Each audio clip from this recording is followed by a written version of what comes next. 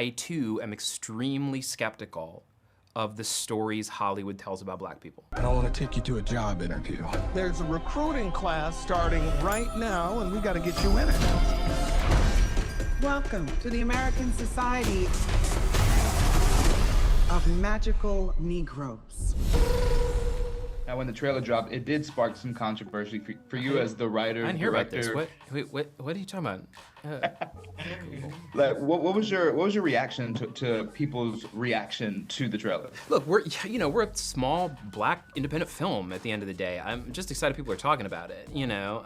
Every year I have friends that make beautiful films that just land with absolute silence. So I'm really excited for there to be some conversation about it. And look, in terms of some of the anger about it, I really understand it, because I too am extremely skeptical of the stories Hollywood tells about black people.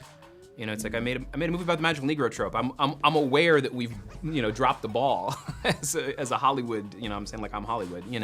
But that's a suspicion that I think is so reasonable, and I think and some of the conversations even coming out of that are really important conversations that I'm excited for the black community to have. I'm excited for the wider American community to have, and all I hope is that really vibrant and conversation that got kicked off by the trailer, that people will go see the movie, which I think is a more nuanced engagement with a lot of those topics, right? And then they'll pick that conversation up on the other side, and they may feel the exact same way, they may not, but I want it to lead to real conversation. That's my hope based on some of that initial reaction. I know you can feel their discomfort, Aaron. Watching you walk through a room full of white people was the most painful thing I've ever seen. Worked with Kobi at the Sundance Labs. He invited me out there. That was 3 years prior to me being attached to the project, and I read it and I identified with it. It was my experience. I had gone on a similar journey of racial empowerment and making space for myself in this world, and I knew that I could lend myself to the piece. And so when Kobi called me 3 years after, in the dead of night, I was like, hell yeah, I'll do it. And I also loved working with him. He's incredibly collaborative and knows how to talk to actors, which is really important to me. You, as an OG in the comedy world, with the recent controversies with Cat Williams coming after other comedians, how did that make you feel? Did you feel like it was a betrayal to the comedy world?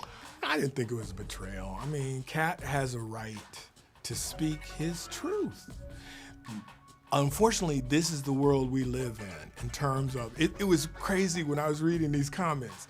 These are people who don't know Cat. They don't know any of us. I know all those dudes he was talking about. But they were co-signing like, I believe this man. I believe with my heart that this man is telling the truth. And I'm sitting at home cracking up because they don't know. They don't know. Now, initially, I was there for the spectacle. Monique for the spectacle. But at the end of the day, man, we are all we have. Okay? We are all we have. And if I see something in you or an experience with you, I would try to reach out to you personally, as opposed to running up on stage and slapping the shit out of you. You know what I mean? Let's talk at the ballet. That's what I think. I don't put too much into it, because the other extreme is this one podcast is going to bring the entire race down. It will not. I don't really understand. It's easier to say.